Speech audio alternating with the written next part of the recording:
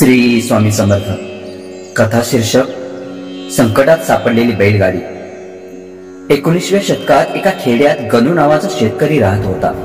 स्वामी समर्थांचा भक्त होता तो नेहमी म्हणायचा, स्वामी माझे रक्षण करतील। एकदा गणूची बैलगाडी मालाने भरून शहरात चालली होती। वाटेत अचानक मोठं वादळ आलं। पाऊस, वारा, विजा, रस्ता चिखलात गेला।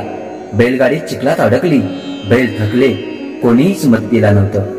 अंधार, जंगल आणि गणू अशा या गडगडाटात बसून रडू लागला। स्वामी आता तुम्हीच वाचवा, माझ्या लेकरासाठी मी अन्न घेऊन जात होतो, पण मी इथे अडकलो। तेवढ्यात अचानक साधू तिथे आला।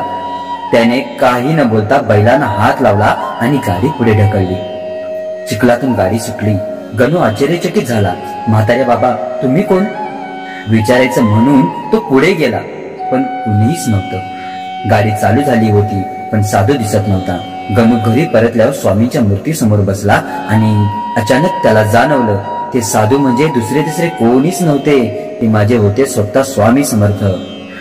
शिकवण: स्वामी संकटात मदतीला येतात। भक्तांच्या हाकेला ते कधीच दिरंगाई करत नाही। श्रद्धा असेल तरच स्वामी तुम्हाला जवळ दिसतात। श्री स्वामी समर्थ।